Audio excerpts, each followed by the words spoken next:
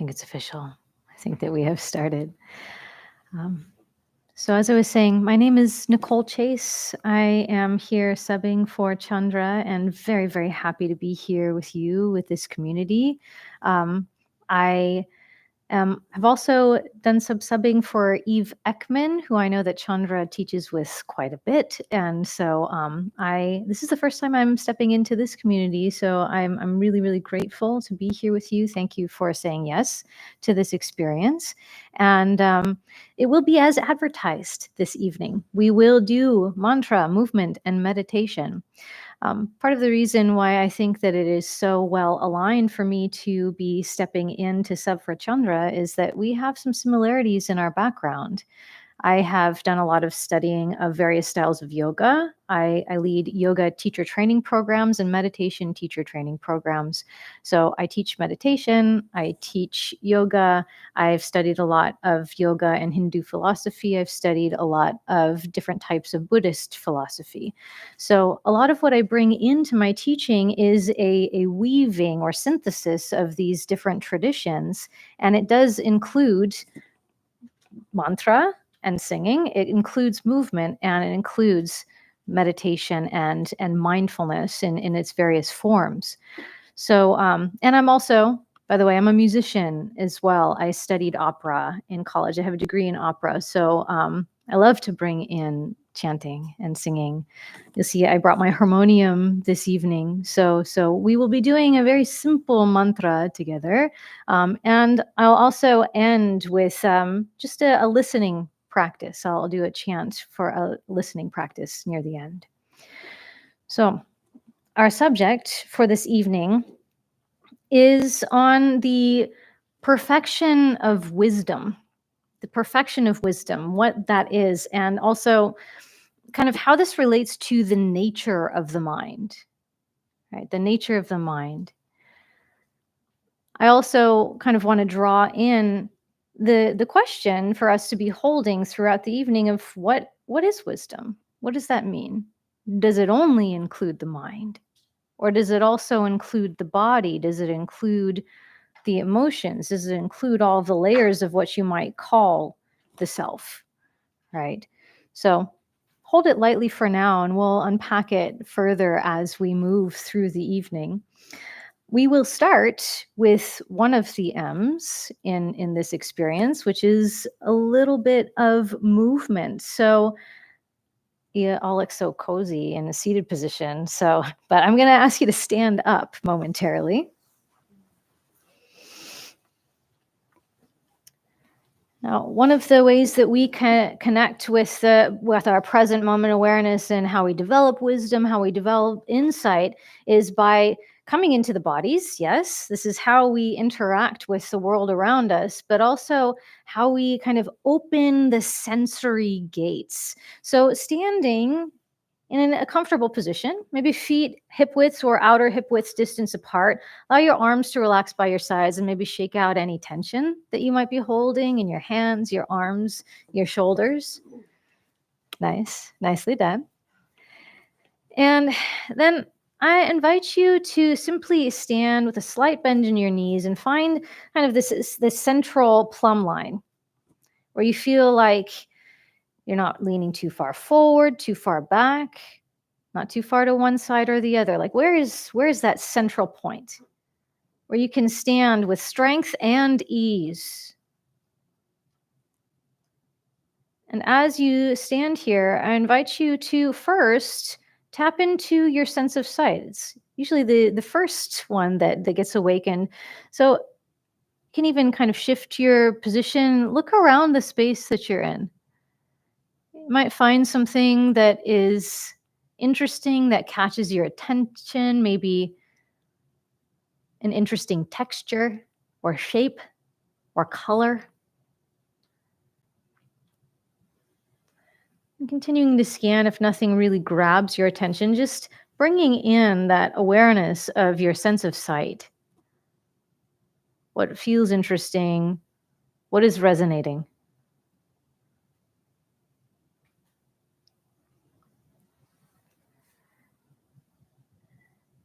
And then coming back to center, I invite you to kind of draw your gaze down, muting that sense of awareness of sense of sight, and open up to your sense of smell. Which for me, this is usually the hardest one to connect with if there's not anything really obvious. So just noticing sense of what you're smelling or what you're not smelling, like lack of anything distinct.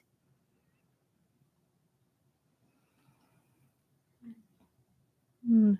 Opening up the sensory gate of taste.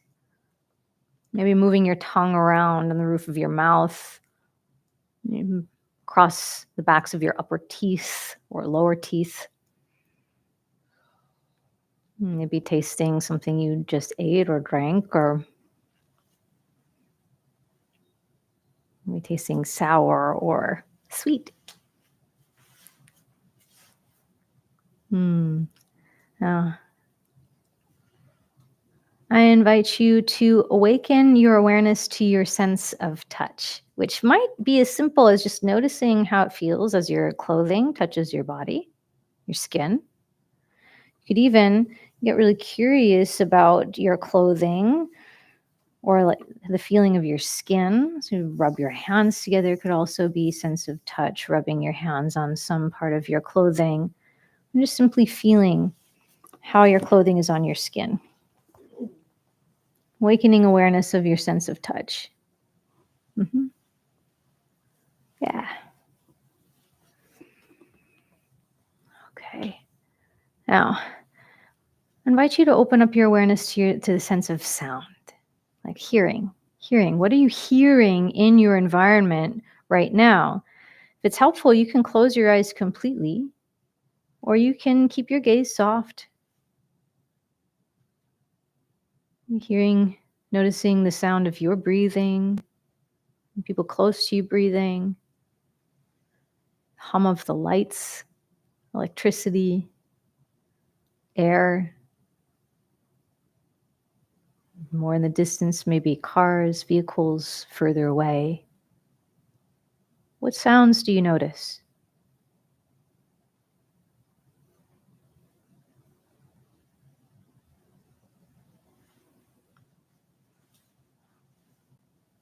All right. Now, keeping the focus more internal, there are a few more senses that can be explained. There are and technically eight. It's been expanded to eight different sensory gates that we can become aware of, open our awareness to.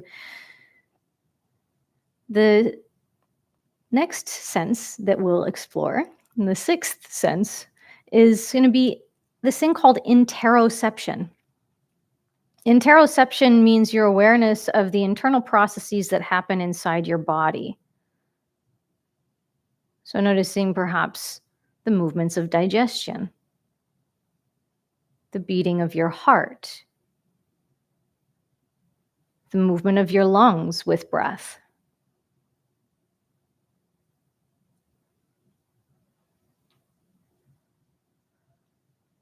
little micro movements that are happening, like kind of the muscular structures as you come inside, what is happening inside the body.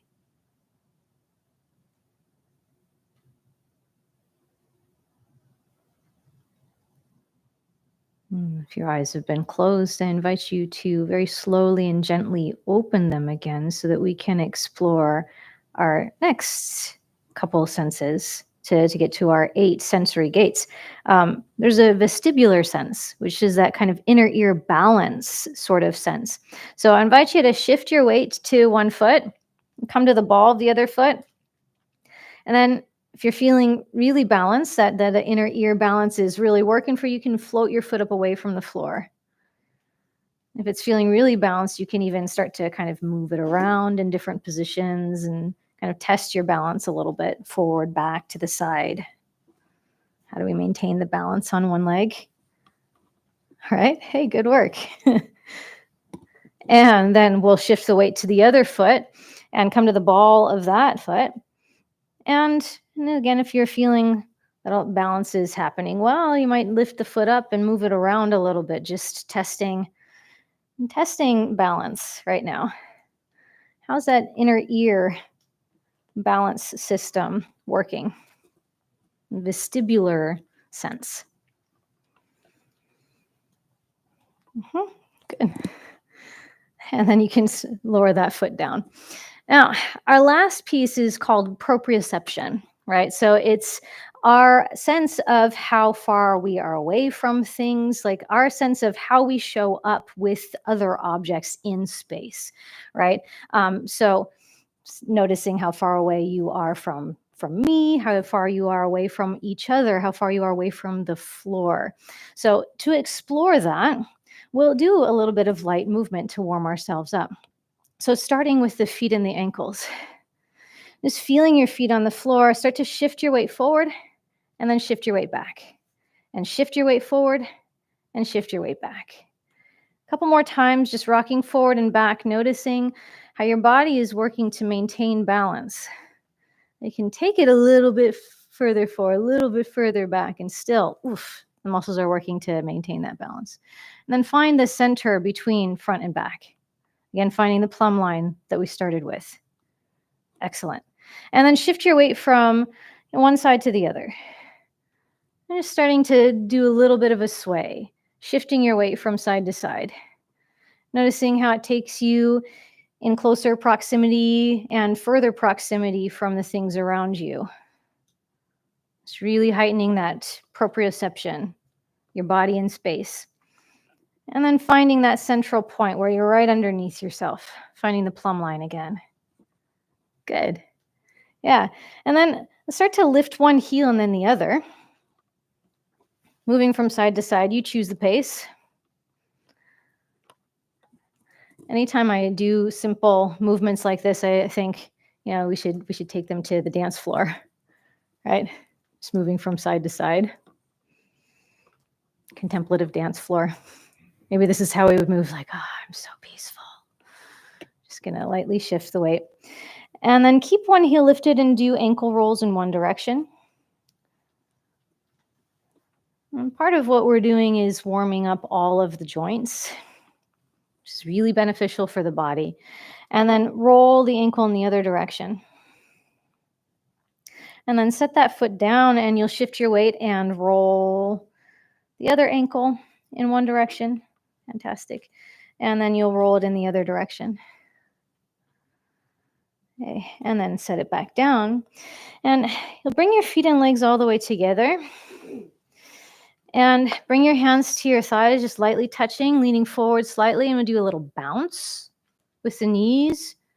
Really springy movement to warm up the knee joints. Not being too vigorous with it, just like a light little bounce. Now, the knees, they hinge like we're doing right now, but they also have a little bit of rotation. So with the knees and legs together, you start to do just a little circle in one direction. Good. And then do another circle in the other direction. A few circles in the other direction. Great. And then coming back to stand tall, we'll start to do circles with the hips. So bring it up and around. Like you're doing a slow motion hula hoop. Imagine that it's so balanced. And the environment allows for the hula hoop to stay upright even though you're moving slow. And then you can shift directions when you feel ready. Nice. And then coming back to center, we'll come up to the shoulders, start to roll the shoulders, few rounds in one direction. Good. Just massaging all of those upper trapezius muscles, all of those neck and upper back muscles, upper chest muscles that get tight, and then shift in the other direction. Just a few rounds. There we are. Wow. Okay. And then with your arms, we'll start to move the elbows. Maybe just kind of a nice light movement up and down, tapping your shoulders and then back down. You might include your knees with it too. And if we want to make Make it into more of a like contemplative dance party.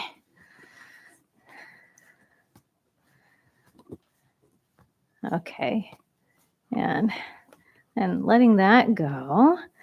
You'll start to allow your arms to hang. Come into your wrists and start to roll them in one direction. And then you'll roll your wrists in the other direction.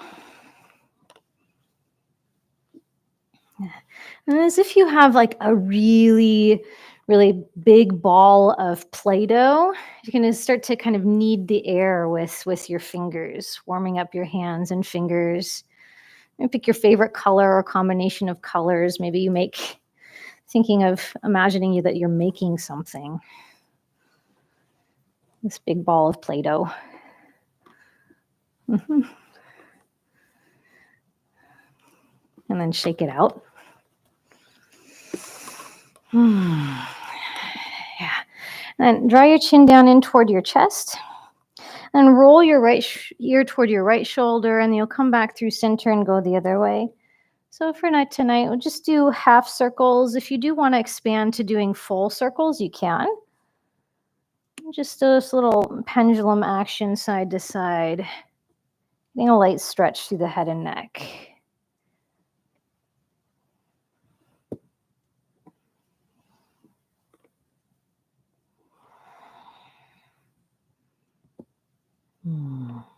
Good.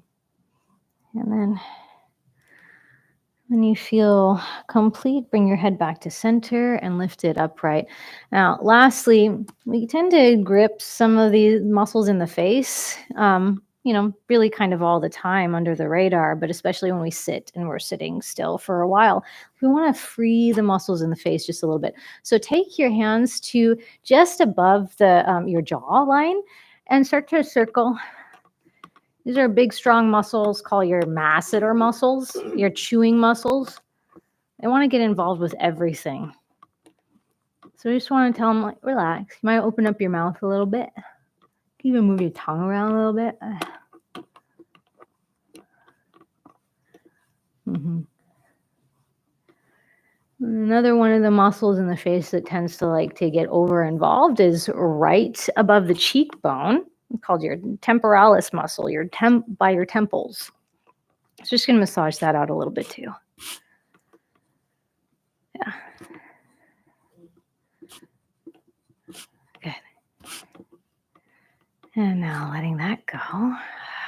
Relax your arms down by your sides and do shake it out. Like we started the shake, but now really shake it out. All right, if you want to bring one leg out and shake it out even more, maybe shake it down, shake it forward, shake it back, shake it out to the side. If you want to make a sound, you can too.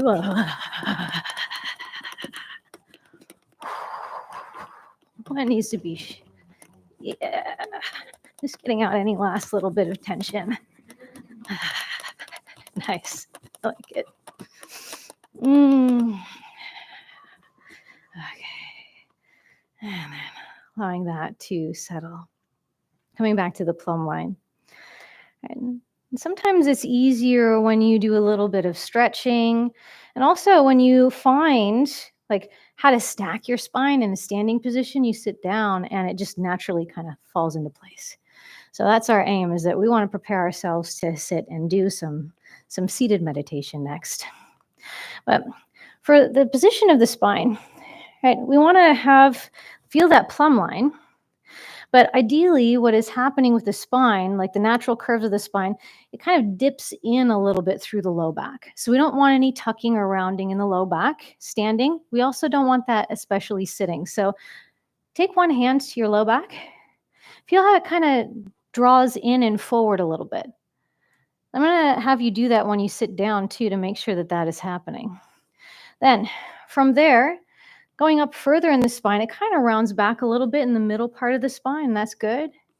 But then we have a little bit of bring one hand to the back of your neck. We have that same kind of moving in and forward through your neck. Yeah. And take one hand to the top of your head.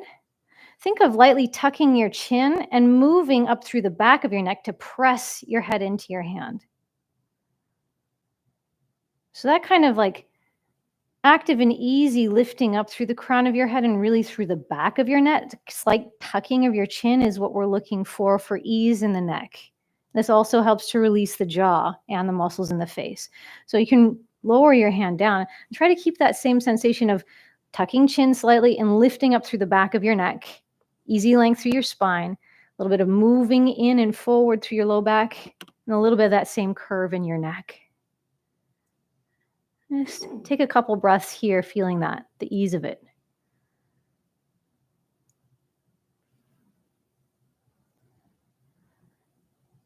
Does everybody have a sense of natural curves of the spine? Are we feeling it? That kind of stacking, that kind of like right there. Yeah? Okay. So now you may sit down and get yourself into a comfortable seated position.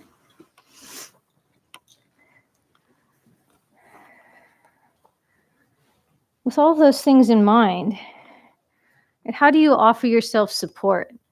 If you don't, take one hand to your low back especially. You want to make sure that there's an easy kind of drawing slightly in and forward, not too much. There's not kind of tucking and rounding back there. If there is tucking and rounding, lift your hips up a little bit more. Yeah, that's looking good. That's looking really good. And then you can rest your hands however they fall naturally, separate on your thighs. Or maybe they come together, left hand on top of your right, thumbs together, your choice. If you would like to sit in a chair, sit in a chair. Some of you are already doing. If you'd like to lie down, you can lie down as well. And we'll begin about a 30-minute seated meditation practice. Okay. So getting any last adjustments out, maybe any last little stretching. Knowing full well that if you need to shift your position at any point in time, you may.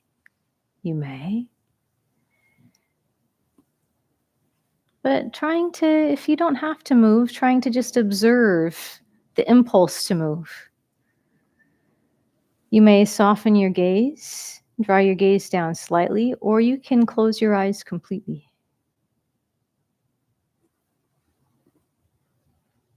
And begin.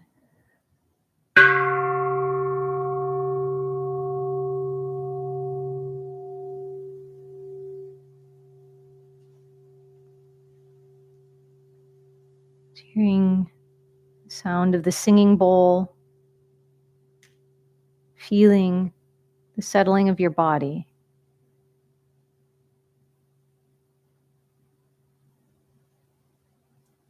And contemplating, what wisdom is and how formalized practice of meditation can help us to be more in touch with that. The nature of the mind, the movements, the stillness.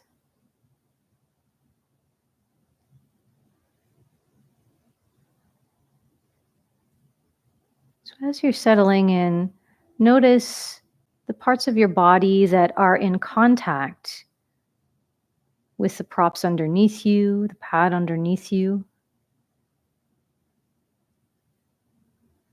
Feeling their support.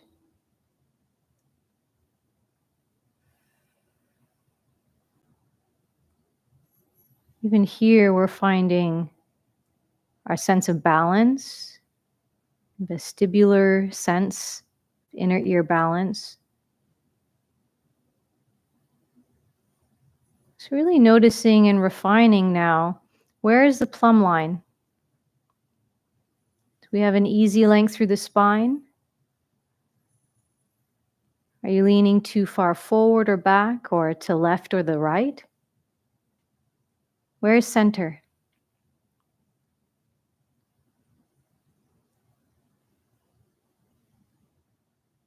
Where do you find ease and strength?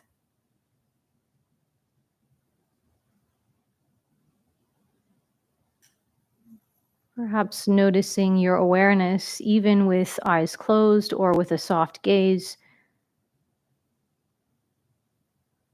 Awareness of what is around you. And proprioceptive awareness, proximity of the floor, the walls of this room, of the ceiling.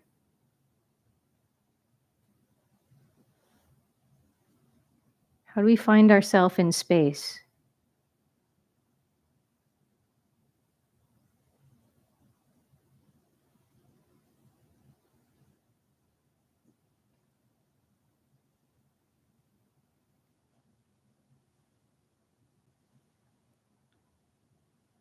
And what are we aware of that we're hearing?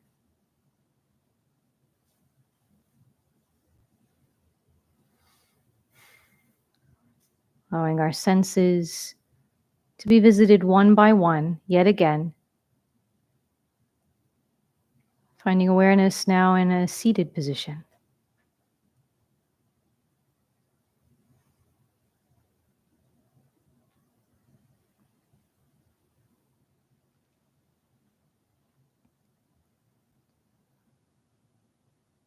Mm. Opening your awareness to your sense of taste again.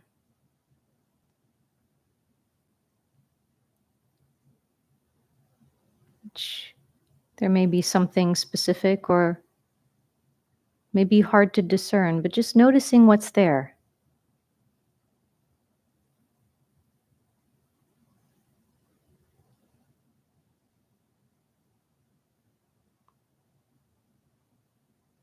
Noticing your sense of smell, which is often very connected with your sense of taste, sense of smell.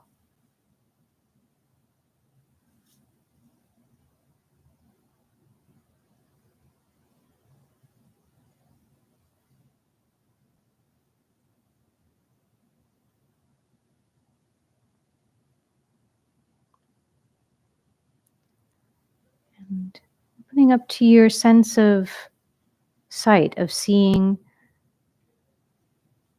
Again, in this position, maybe seeing what you see behind closed eyes. You have a light gaze, soft gaze,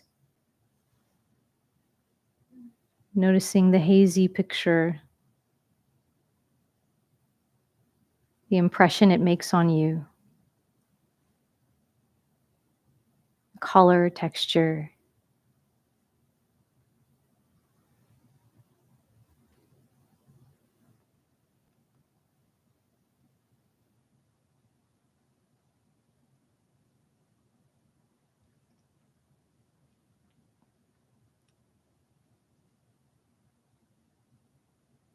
And to visit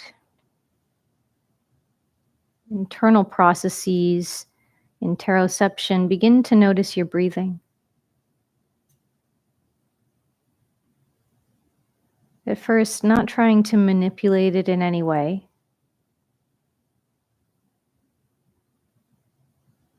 A light attention on the breath.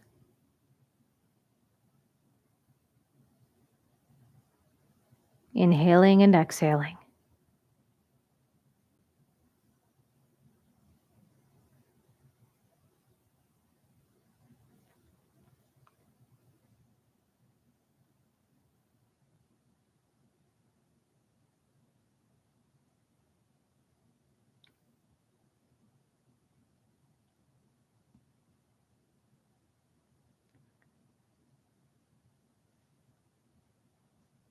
And to further settle in, calm ourselves in this spot, in this moment. Do a few rounds of some more formalized breathing.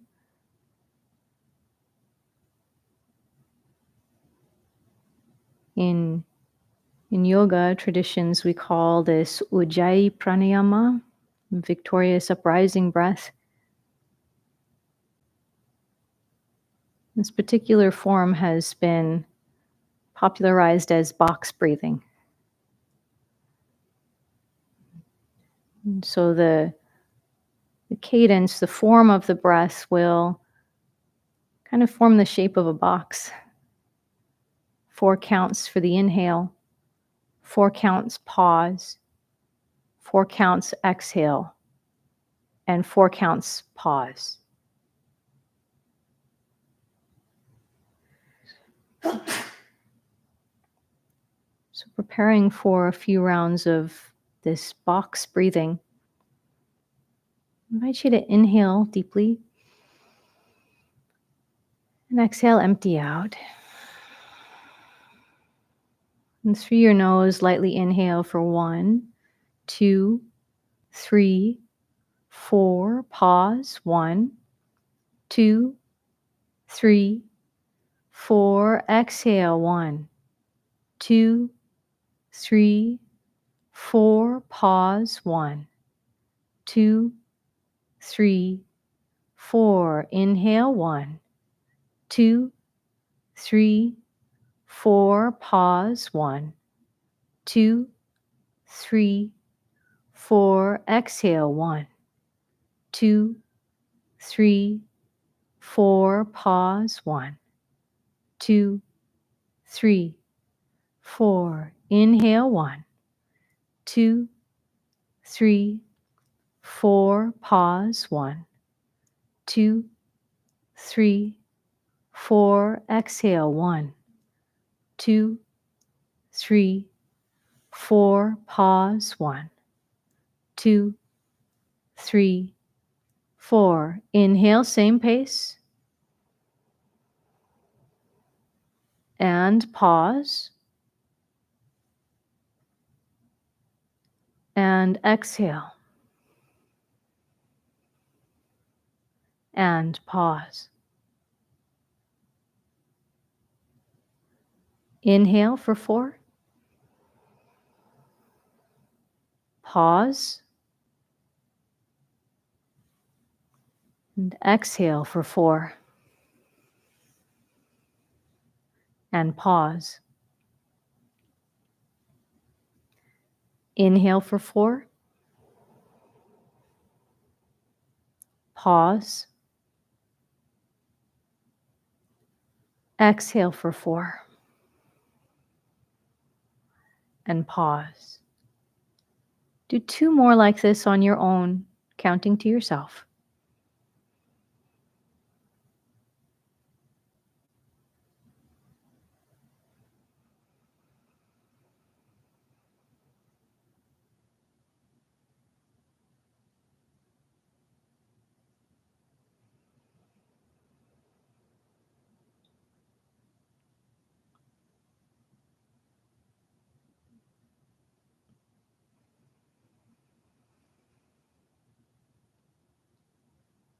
And at the end of your next exhale, you can release the structure of the breathing exercise. Coming back to observing the breath, allowing the breath to breathe you.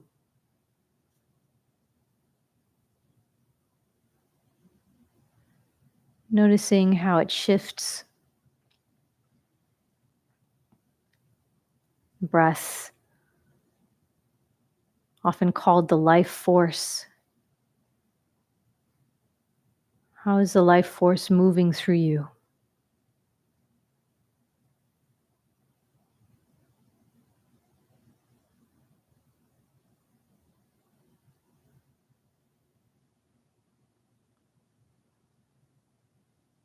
And the breath in this way now, in observing the breath rather than actively shifting, shaping,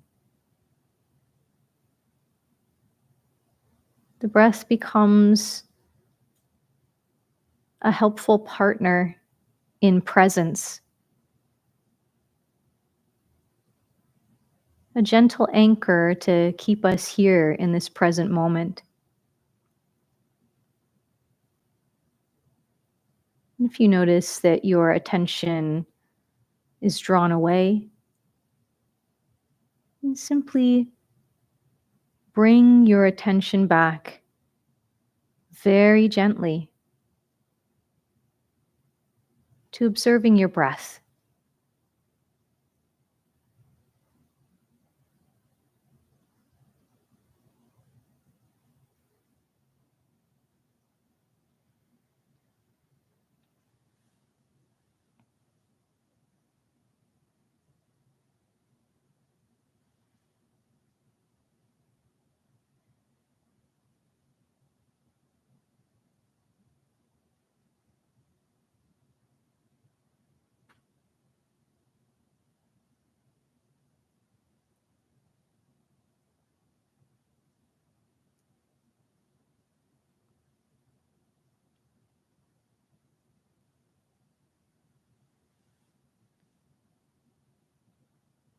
And as you settle into observing the breath,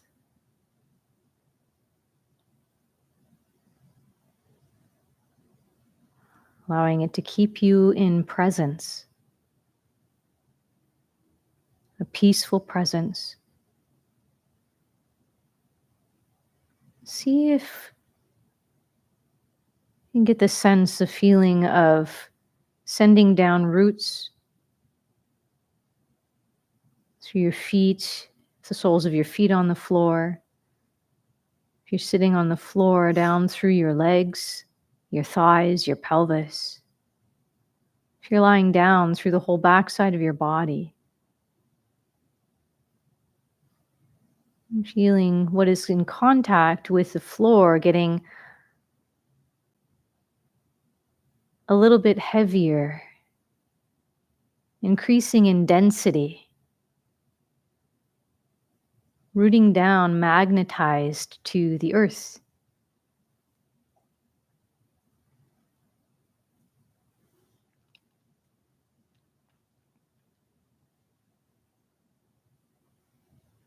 And if you're in a seated position, again, noticing that easy length, the stacking of your spine.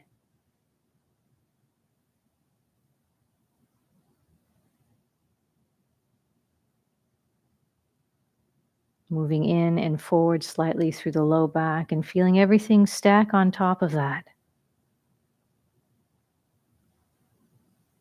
Until it almost feels like your spine could lift up, floating, reaching the crown of your head up to the sky.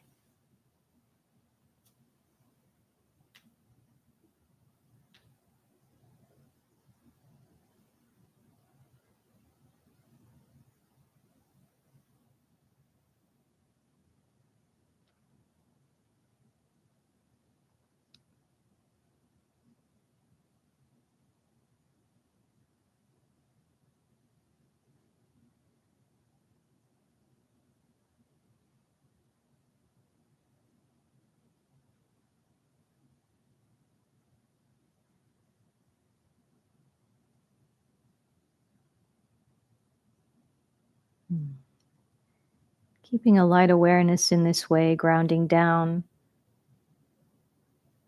lengthening up, subtle attention on your breathing.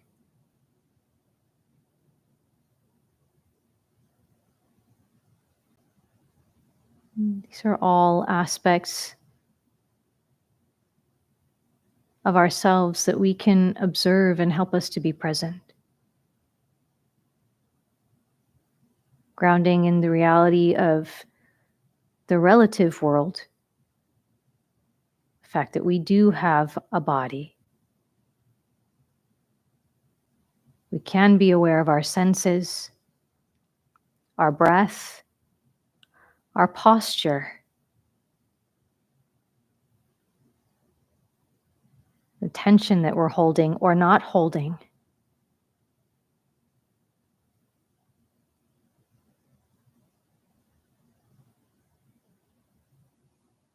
Awareness of this is a kind of wisdom. Connects us with truth.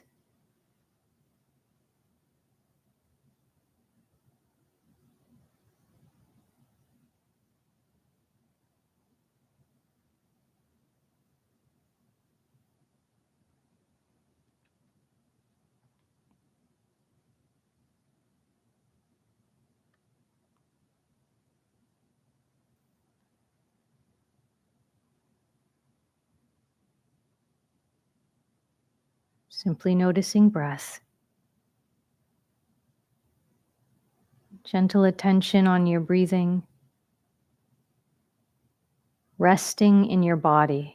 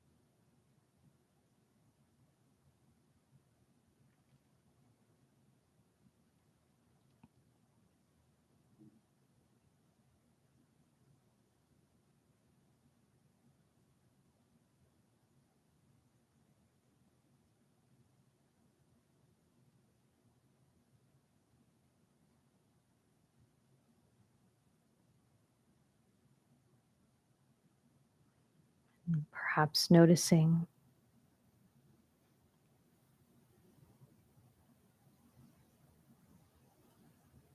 to open up to this awareness.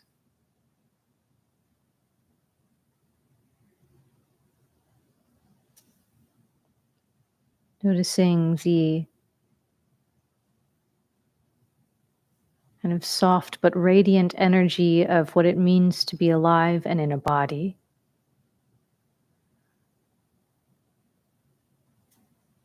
Another part of connecting with the truth of what is, of who we are, is holding both the relative with the absolute.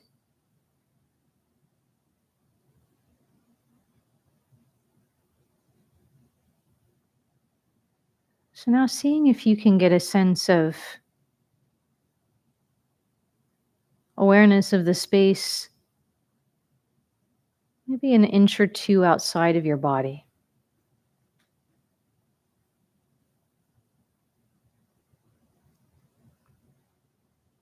Moving a little bit beyond the actual structure of your physical body. What does it feel like to connect with the space that just surrounds your body? Starting with a couple inches,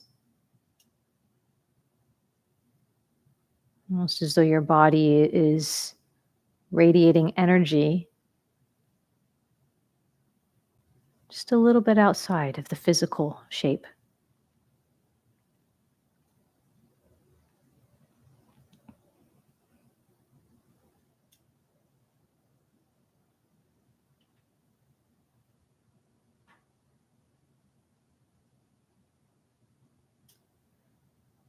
And seeing if you can expand it until it's maybe a couple feet around you, forming a kind of bubble. Still close to you,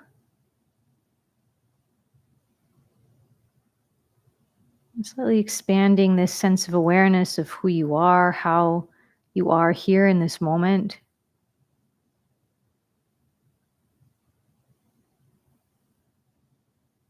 Becoming a bit more diffuse, suffused with a bit more ease and tranquility. Like the cells of your body could take up a bit more space.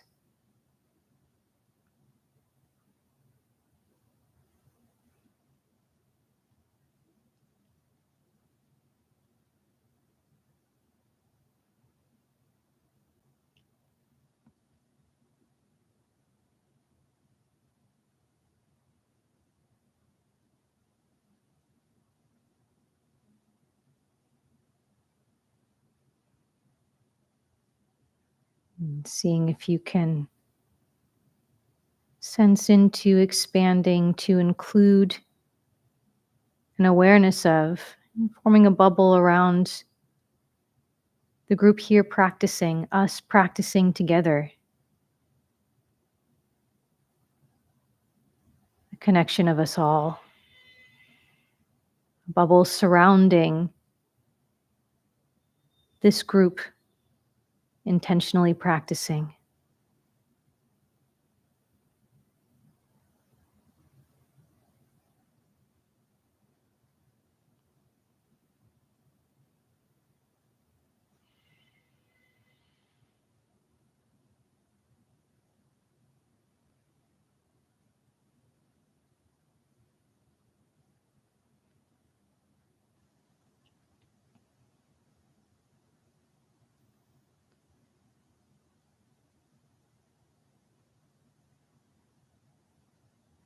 Then getting a little bit curious about how much further your awareness, this kind of sense of self, can broaden and expand. Might be just right here in this room. Might move just beyond this building. Could include the entire world or the universe. So finding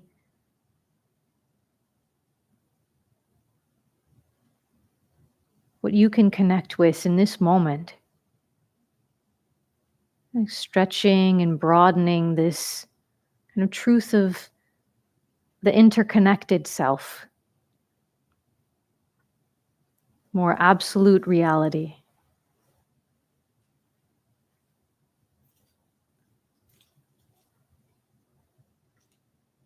Until perhaps it feels like you're observing yourself, your body, the more relative part of you, from some distance.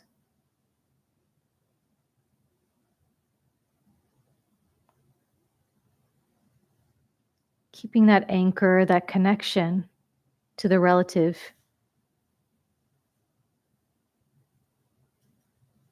But resting in a bigger space.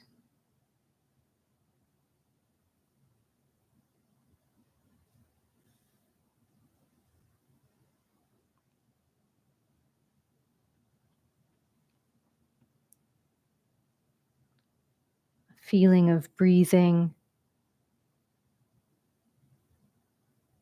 of moving in harmony with something greater, something universal.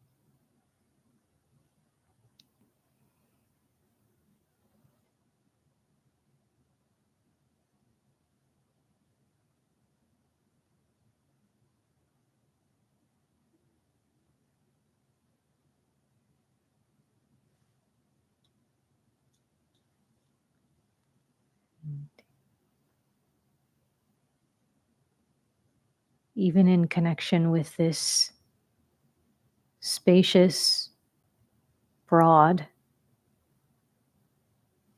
interconnected sense of self. The mind can still wander from time to time, so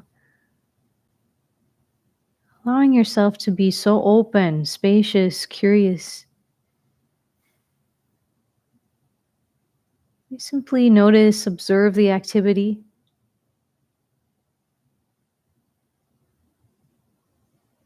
Noticing when thoughts arise. Activity happens.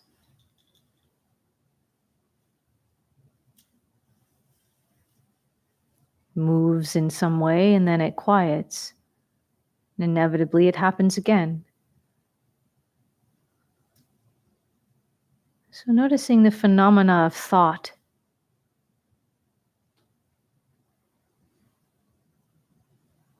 from this spacious place as an observer when it arises.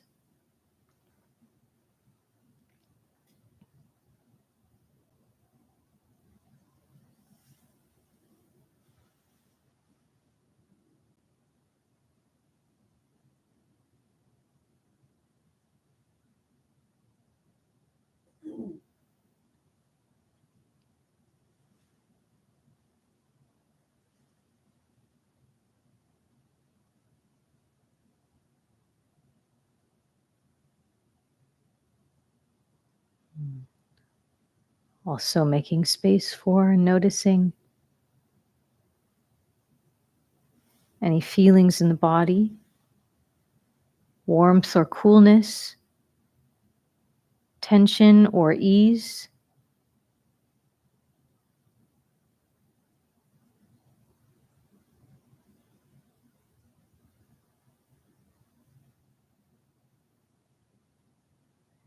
Noticing how it's shifting and changing.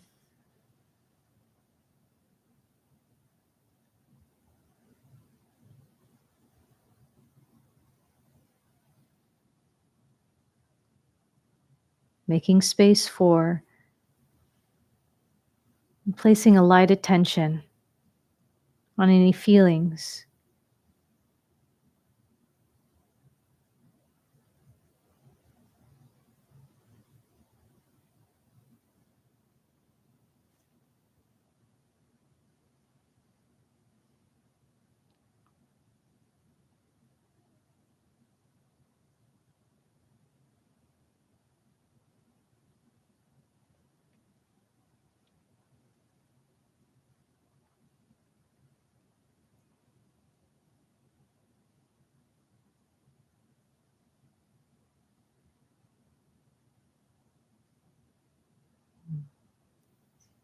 Also, in this broad sense of self, making space when anything comes into awareness in the form of emotions,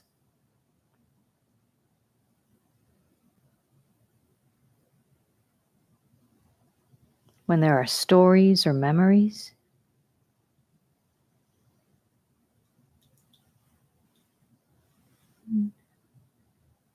Knowing that even us here practicing together forms a big storehouse of memories,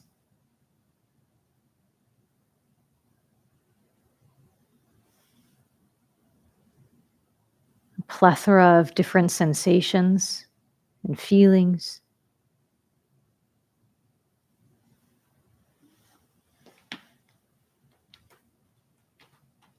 Simply noticing the richness and swimming in the richness of opening up to being in this broader sphere of self.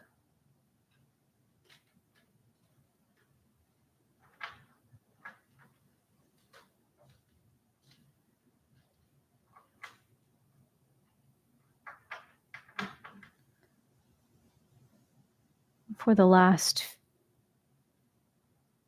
few minutes of our practice,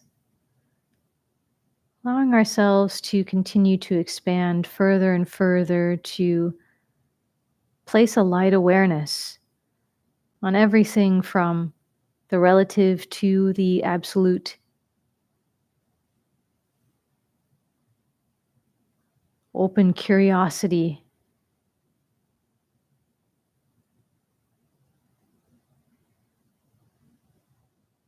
the tranquility,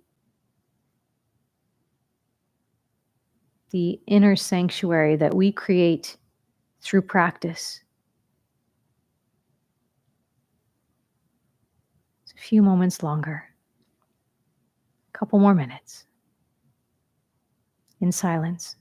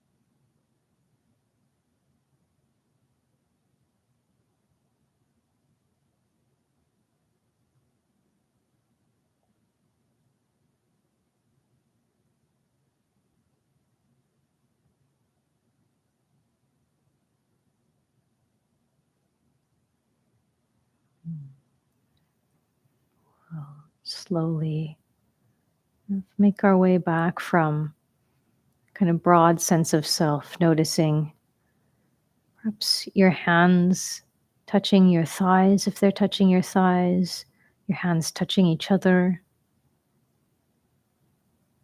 Coming back to rest your attention in your body here.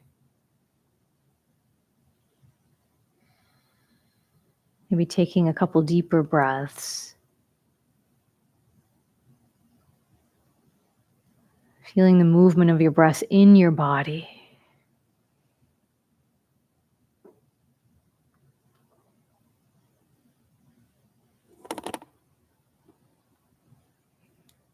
And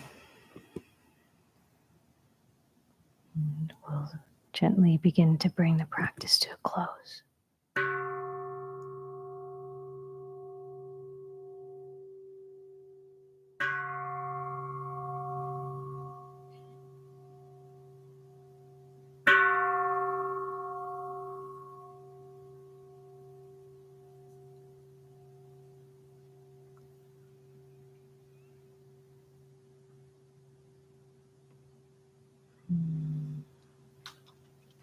And as you make your way back, and taking this slow, but giving yourself permission to do any stretching,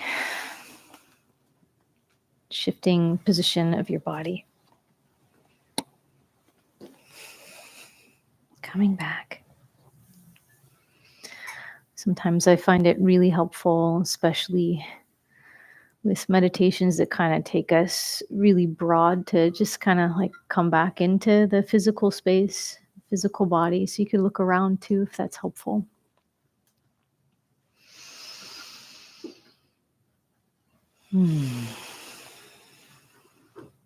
So welcome back.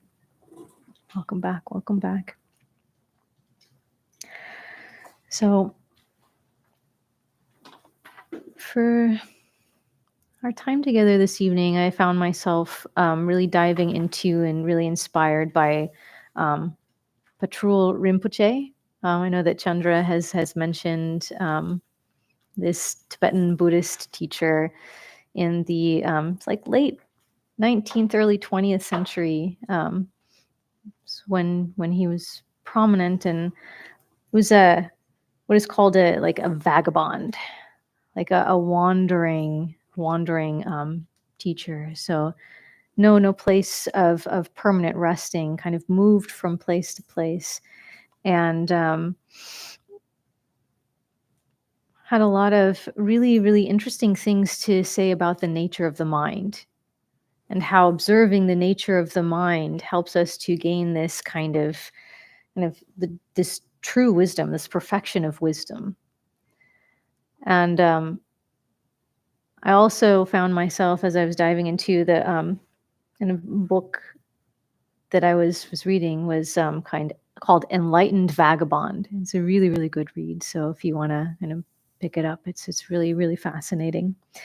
I also found it really intriguing that didn't really have very many possessions, but took two books around with him everywhere: The Way of the Bodhisattva by Shantideva, and The Root Verses on the Middle Way by Narjuna.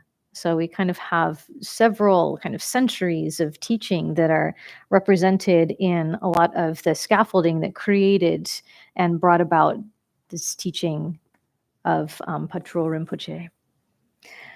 So on this kind of idea of the nature of the mind, something that I've been talking about starting from the beginning, and with our movement practice, our light movement practice, awareness of the senses, and then throughout the meditation, has been this idea of that we kind of show up with multiple different ways of identifying the self, our different realities, ranging from the relative, meaning like I, call myself Nichol, you have your names, you have your bodies. We have this physical thing called a body.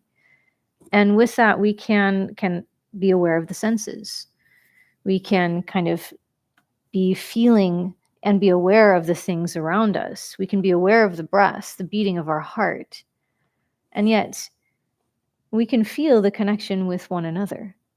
We come together in this room and there's a kind of resonance in this group connection, right? That can be expanded out further and further with these different layers. So the kind of, you know, in my mind, I come to different traditions within yoga and with Hindu philosophical thought, where we have a very dualistic kind of explanation of that. Say, like way back from the Vedas in, say, like Sankhya Yoga, we have what is called Purusha and Prakriti, right? Purusha representing the absolute, the kind of blankets that pervades everything.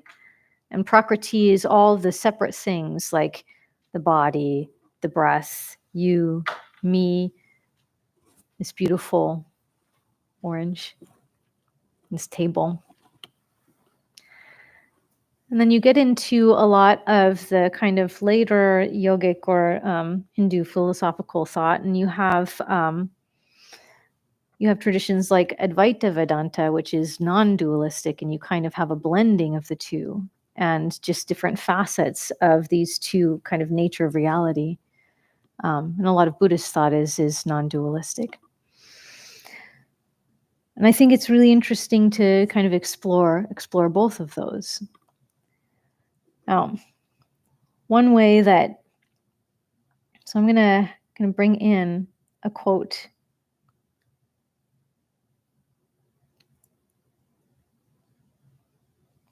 by Shantideva, the Guide to the Bodhisattva's Way of Life. Just as a lamp can illuminate both itself and the objects around it, so the mind can behold both itself and other phenomena. This is kind of like the essence of what we're talking about. This kind of beauty of what we're unpacking here is this non-dualistic way of thinking, is that the mind, the nature of the mind, it can have this more kind of relative, like this is a body, right? And this is, I can be aware of that. I can rest the attention on that, rest the attention on the breath. But I can also like know that I'm a part of this world and this universe, and I'm like a little tiny piece of that. So just as a lamp can illuminate both itself and the objects around it, so the mind can behold both itself and other phenomena. Itself and other phenomena. Being right here. Also being more of the observer, the bird's eye view, the more spacious sense. And then have a passage from Enlightened Vagabond. This is about Patrul Rinpoche, and these are actually his words, his teaching on the nature of the mind. To an experienced practitioner, still mind is mind and moving mind is mind. Stillness and also moving is the truth. Once a practitioner has really recognized the empty nature of mind, moving mind and still mind are not two different things. No matter what thought arises, no matter what appears, it is empty of nature.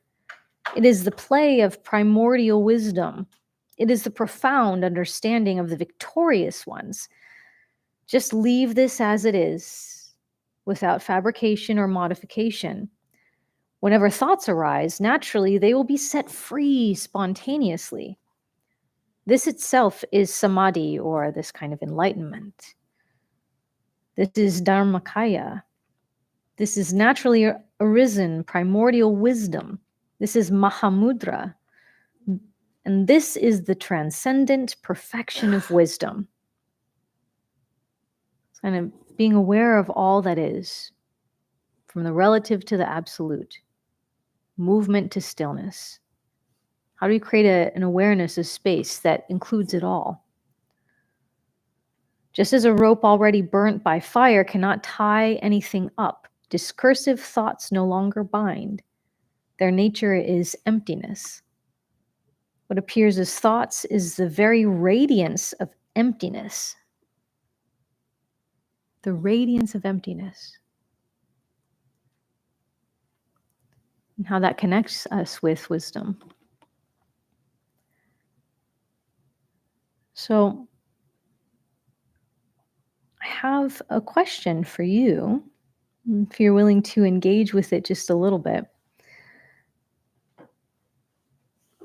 My question for you is, how do you kind of think about this, kind of the sense of self? How do you notice the mind kind of beholding itself?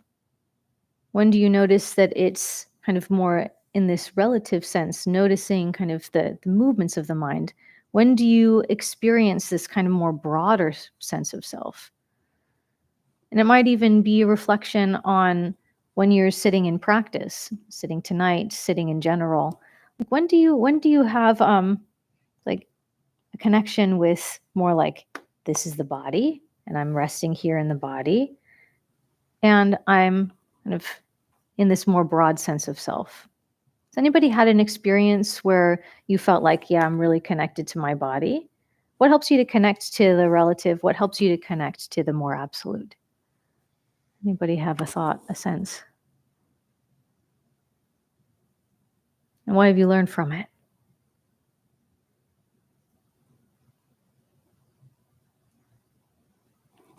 Yes. I actually kind of have a hard time distinguishing between the two. Like for me, they tend to blur together. Like I once had this weird experience where it was during a windstorm, and it was at night, and I was in bed, and I kind of was focused on my breath, like I would do during meditation, and then for like Yeah. a very brief split second, I had this like I am the wind moment. Amazing. And in that case, it was sort of like it felt like I was definitely going beyond my normal self, so like the wind, but it was directly based on the very close experience I was having with my body on the breath. Right. So for me, I guess I haven't really quite experienced that duality so much. Yeah. Well, I think that a lot of Buddhist thinking would say like that's kind of the aim. So good job. is that we use the connection with the body to connect to how we're related to everything, really. And so the aim is to come from that dualistic sort of awareness to finding that connection. So what I would say to that is that's fantastic because you are still having a sense of you and your breath, but you're able to quite naturally connect it with things that are beyond you, like the wind, right? Oh, the wind that happens inside of me, the breath, the wind that happens outside in nature, in the universe. Because we are a part of nature. Yeah, which is Right? the wind element. Yeah, Basically, the wind element. Yeah, yeah, it's beautiful. It's a beautiful example of that. I would say go with it. Go with it. That's a gift. It's helpful. Anybody else feel like they have a hard time connecting with one or the other? I would say that me myself, like I go through different phases of ability to connect with one versus the other.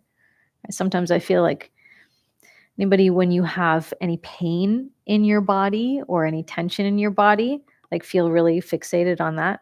Anybody have that experience ever? Yeah. Yeah. Anybody been in nature in a beautiful space and been just like completely awestruck and felt like, oh my gosh, I don't even have a body anywhere anymore. I'm just like I am the waterfall or like I am the rainbow, right? So we do have this range of experience, yes? Yeah. Does anybody have like a story or a thought about like being really rooted in the body and in that connection, or like having a sense of awe in an experience that brings you into the absolute? Yeah. I'm thinking more about, you know, going outside of myself in acts of service, and Yep.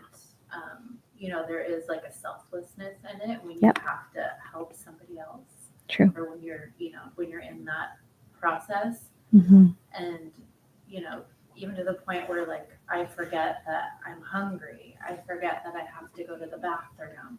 Yeah. I like really just give up those senses. Yep. And that makes me like when I'm helping somebody else and I'm so focused in it, I really do almost kind of forget that I exist in a way. Yeah. Yeah. That's beautiful. That's beautiful. And you know, we have to kind of play in both pools per se, right? Because eventually we do have to eat, as you mentioned. Like we eventually have to eat, we have to use the restroom, we have all these physical needs, but to connect with that, right? And the there's a book called Awe, written by Dr. Keltner, who's a kind of local UC Berkeley professor. And what he says is that this kind of sense of moral awe, like when you are in service or you witness somebody else in service to someone else or to a group of other people for a greater cause, that is one of the most reliable ways that we can drop into that sense of being part of something greater, like a sense of complete and total awe. So, and thank you so much for bringing that into the space. Yeah, that is absolutely a way that we can connect to that. Yeah, I feel like I had somebody else who wanted to share. Anybody? Yeah. I was just, Yeah. being in the ocean or water, definitely I feel that sense of like awe. Yeah. Just out of the body, like sense of like how beautiful. Yeah, absolutely. And our bodies are made mostly of water too, right? Yeah, I felt that. Yeah, yeah, that's really beautiful. Yeah, the power of nature, right? Like the sheer beauty and force behind it. Like, yeah, it is powerful. It is powerful. You had something as well. Very, very similar to the ocean. I grew up out in the country, and we'd have these just beautiful summer nights.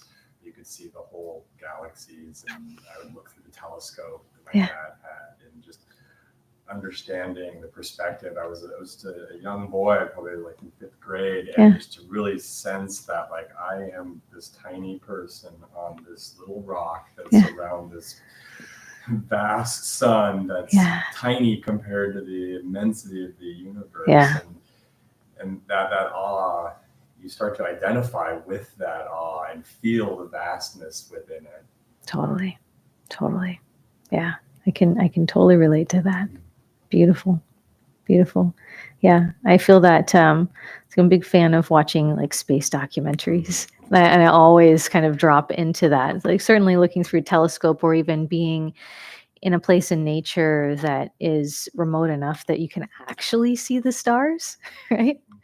Yeah, it always drops me into that, like, oh my gosh, how lucky are we to be able to be a part of this thing, this great kind of ineffable thing. Like we can't even describe it. But yeah, and even this here, like the fact that we're coming together to practice intentionally, to share deeply in a heartfelt way with one another. Yeah. So with that in mind, I invite us to kind of hold all of this beautiful sharing, to hold the practice and to kind of amplify it a bit more. We will move into a little bit of a simple chant. And I know that it's for you who've been coming to this, because I've witnessed it within this Sangha, within this community. The chant Om Mani Padme Hum. Very, very simple mantra. Kind of represents healing and spiritual development. So generosity is kind of jewel of compassion that we can amplify by this kind of loving kindness chant that helps us to kind of amplify kindness and wisdom, right? This kind of ultimate wisdom is really rooted in loving kindness, right? This connection that is kindness. So Om Mani Padme Hum. We'll chant it a few times together, and then we'll come into silence, and I'll offer one more kind of sound meditation per se with another chant. So coming into a comfortable position, easy length through your spine.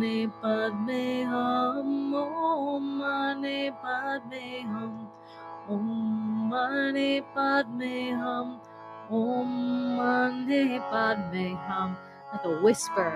Mani Padme Hum, Om Mani Padme Hum, Om Mani Padme Hum, Om Mani Padme Hum, Om Mani Padme Hum, Om Mani Padme Hum, Om Mani Padme Hum, Om Mani Padme Hum. Now just repeating it inside your head.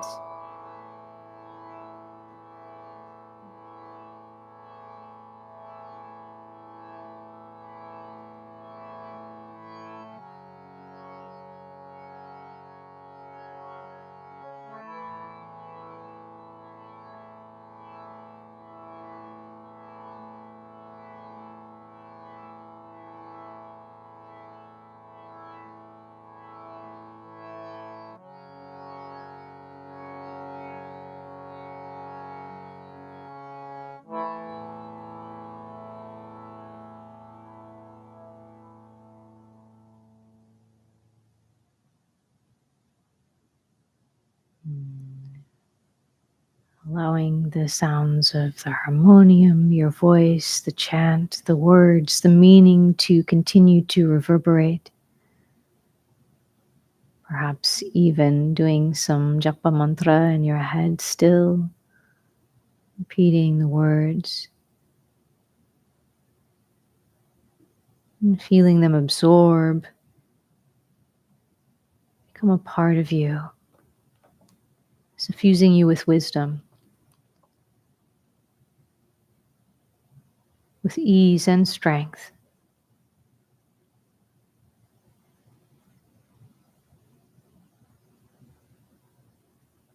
With everything from the relative, yourself, your body, your breath, connection with awe, a part of something greater, absolute.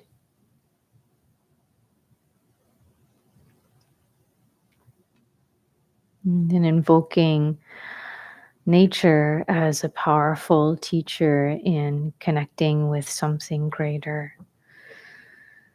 Allowing ourselves to be here, relaxed for a little while longer. I invite you to simply open up to taking in the sound of harmonium in my voice. The name of this chant is by Sri Aurobindo. It's a yogi, Hindu teacher. It's called Anandamayi. It's a chant to the mother, the great mother, Mother Earth, to bring bliss and greater kind of awareness, wisdom, consciousness, and also to live in accordance to our highest truths. May the mother bring all of these gifts, all of these things.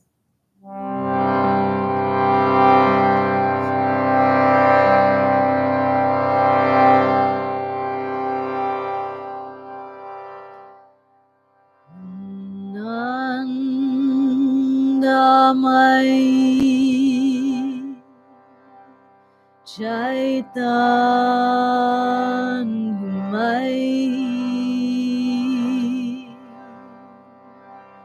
Satyamayi Parame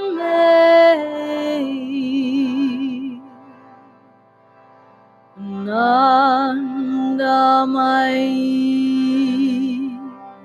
Chaitanyamayi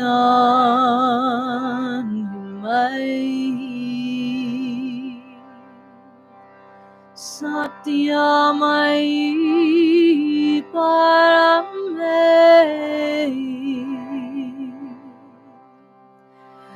Nandamayi Chaitanyamayi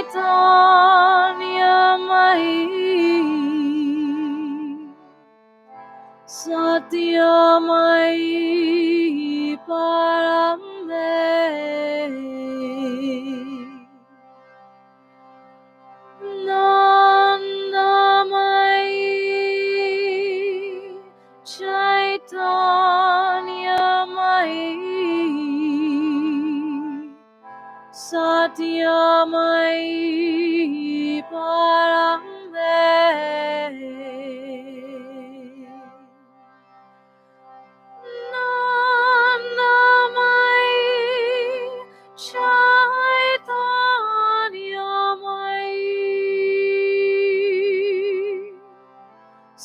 Satyamai Parame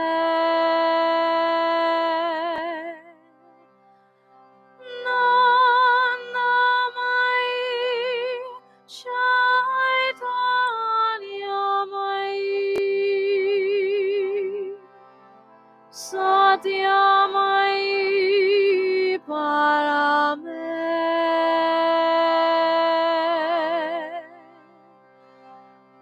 Nandamai Chaitanyamai Satyamai Parame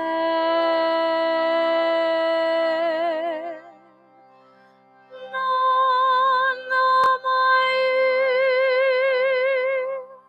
Chaitanyamai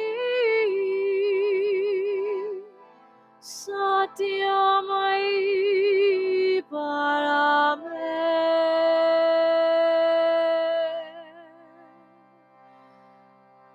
Nandamai Chaitanyamai Satyamai Parame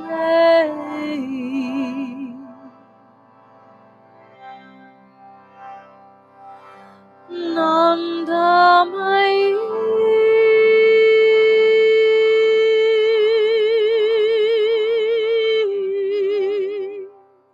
Chaitanyamai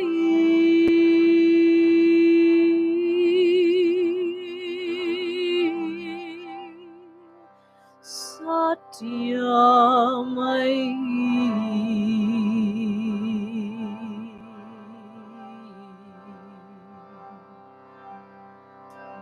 Nandamai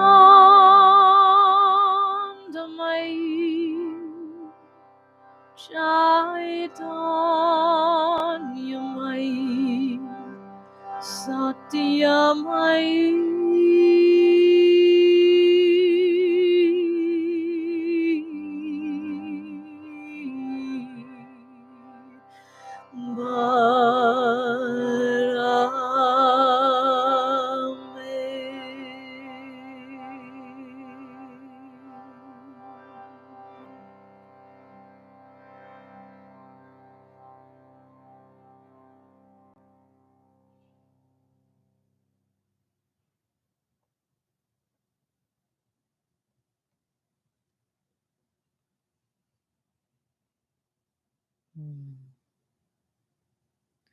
May we all be filled with bliss, the bliss of living, of being interconnected, the bliss of having our own bodies, our own experience.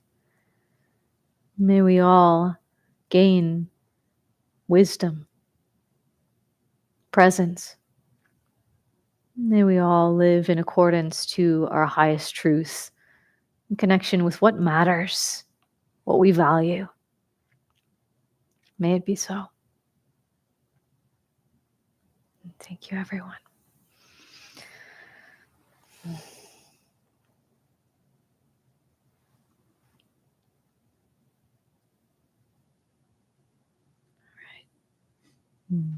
Such a pleasure to be here with you. Thank you for coming. Such an honor to be here in Chandra's stead. So may you have a peaceful evening. I don't ever, anytime I teach in any context, I don't ever rush out. So if you want to connect with me, I'm here, and hope to see you again soon. Thanks, everyone. Thank you. Thank you.